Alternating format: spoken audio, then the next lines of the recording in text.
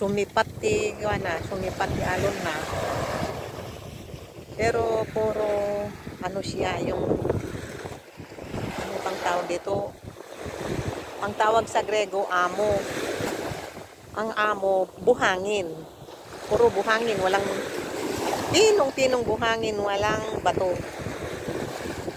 Kaya ang tawag nila dito Prasonici desert, a desert highway, and I'm loving you in every day. You can let me down.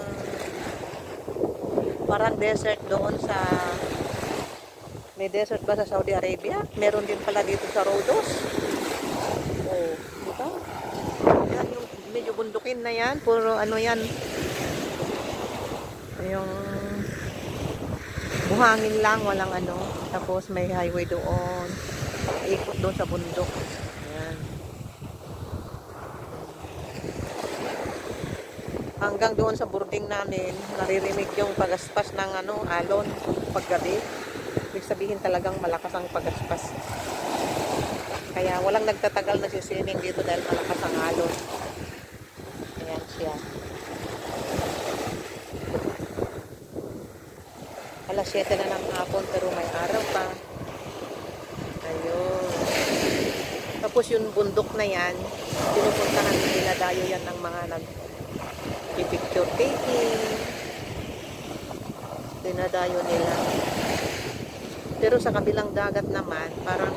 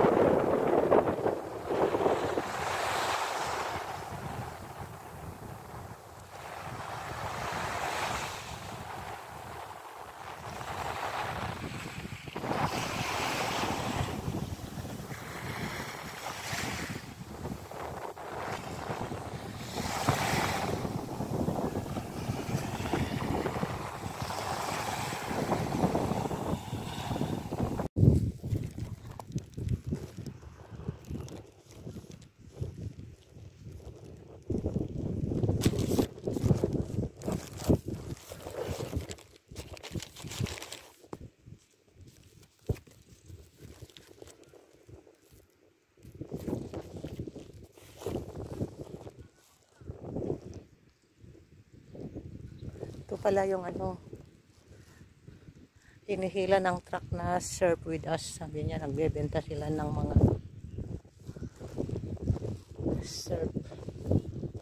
surfing material.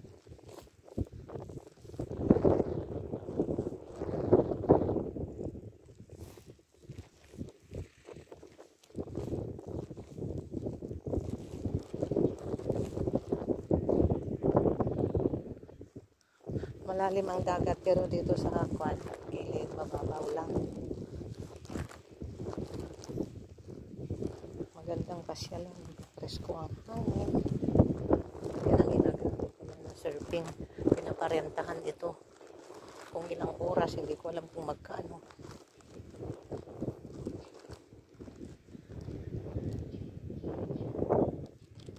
Ayan.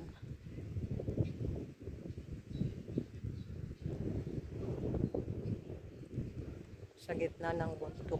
Itong bundukin dito pero walang pine tree. Puro bato.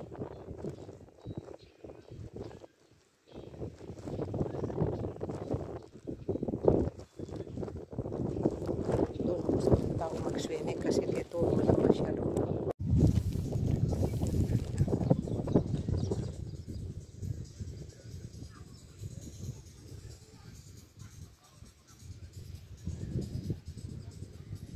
Daming nagsasurfing kasi dito ay mahangin, windy village of Prasonici.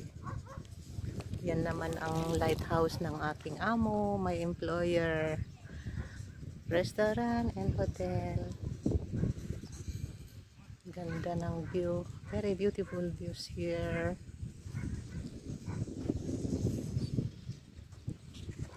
Magsisiling ako dahil sobrang init. Di ko rin alam kung kanino naman yung mga umbrella dyan. May mga bamboo umbrella. Yan.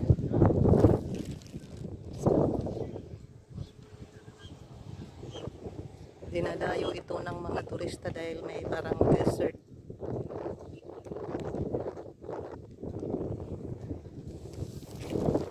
Ano siya, yung buhangin lang, walang bato.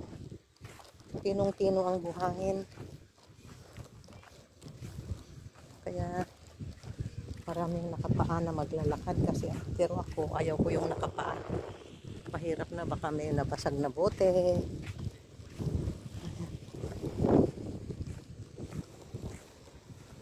May yati doon, no? Tapos may mga umbrella. Yung truck naman na yan, tagalinis ng mga dumi sa mga dagat.